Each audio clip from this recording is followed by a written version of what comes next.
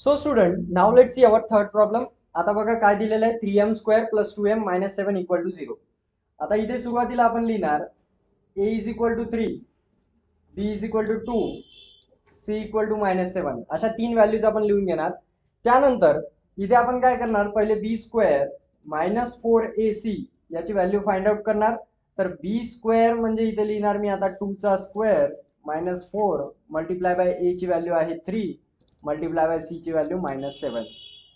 याला जेव्हा सॉल्व करतो 2 2 जा 4 मायनस 4 3 जा 12 आणि 12 7 जा 84. पण बघा इथे मायनस मायनस होणार प्लस, सो 4 प्लस 84 88 आपल्याला हे आन्सर मिळतं बी स्क्वेअर मायनस 4ac ची व्हॅल्यू. तर यानंतर आता मी काय करणार, फॉर्म्युला यूज करणार फॉर क्वाड्रॅटिक इक्वेशन. फॉर्म्युला आहे x is equal to minus B plus minus square root of B square minus 4ac upon 2a. आता इथे मी फॉर्म्युल्यामध्ये व्हॅल्यूज पुट करणार. मायनस बीच्या जागेवर मी टाकणार बी ची व्हॅल्यू आहे 2, सो आता मी इथे 2 लिहिणार plus minus square root of काय आन्सर आलेलं आहे बी स्क्वेअर मायनस 4ac चं 88 divide by 2 multiply by A ची व्हॅल्यू आलेली आहे 3. So x is equal to minus 2 plus minus आणि स्क्वेअर रूट मध्ये बघा 88 ला मी लिहू शकतो 22 मल्टिप्लाय बाय 4. मी याला असं ब्रेक करू शकतो 88 ला. ब्रेक का केलंय, कारण यामधून बघा एक स्क्वेअर नंबर बाहेर निघू शकतो, perfect square. So divide by हा 2 3 जा 6 मी ॲज इट इज लिहितो. आणि आता बघा याला कसं सॉल्व करतो मी.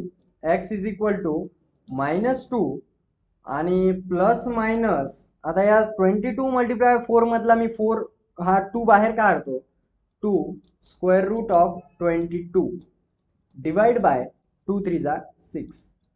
आता असं जर केलं तर यामध्ये बघा या दोन टर्म मध्ये कॉमन काय निघू शकते, तर इथे कॉमन निघतं -2. जर मी कॉमन काढला तर आता ब्रॅकेट मध्ये काय राहील बघा 2, त्यानंतर इथे काय राहील प्लस मायनस ब्रॅकेट मध्ये राहणार 22. हुकलं यार, शिट, हाच ब्रॅकेट हुका लागला.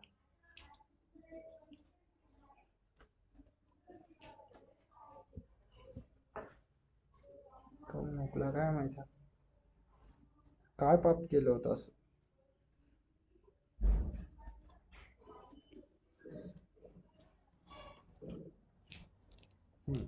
इथपर्यंत राईट आहे.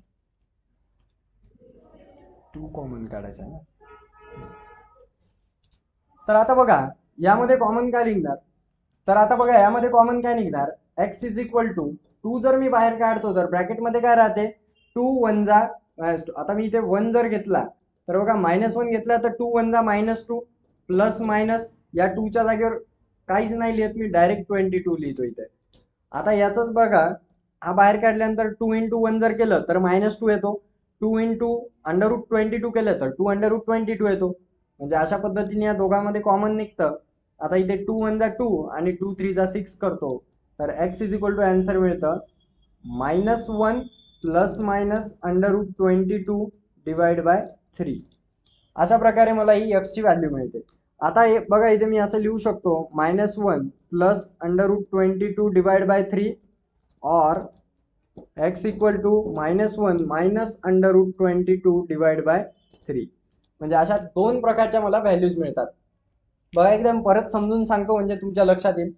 सुरुवातीला आपल्याला इक्वेशन दिलेलं होतं, एबीसीच्या व्हॅल्यूज आपण लिहून घेतल्या. त्यानंतर आपण बी स्क्वेअर मायनस 4ac ची व्हॅल्यू फाइंड आउट केली, ती मिळाली आपल्याला 88. त्यानंतर आपण फॉर्म्युला यूज केला क्वाड्रॅटिक इक्वेशनचा. या फॉर्म्युल्यामध्ये बी स्क्वेअर मायनस 4ac च्या जागेवर 88 ठेवला, बाकी value as it is put केल्या. सॉल्व केल्यानंतर आपल्याला हे इक्वेशन मिळालं. या इक्वेशन मध्ये आपण 88 ला ब्रेक करून 22 मल्टिप्लाय बाय 4 केलं. यातला हा जो 4 आहे, 4 चा स्क्वेअर रूट जर काढला तर 2 निघला, 2 बाहेर काढला आपण. आता या दोन टर्म ही -2 आणि एक 2 इंटू √22 या दोन व्हॅल्यू मध्ये कॉमन काय निघलं, तर कॉमन 2 बाहेर काढला, मग ब्रॅकेट मध्ये आपल्याला ही टर्म मिळाली. आता ही टर्म जी मिळाली त्यानंतर याला ही टर्म ॲज इट इज ठेवली आणि हे 2 1 जा 2 2 3 जा 6 केलं. तर अशा पद्धतीने आपल्याला ह्या दोन व्हॅल्यूज मिळालेल्या आहेत. आता बघू आपला नेक्स्ट प्रॉब्लेम.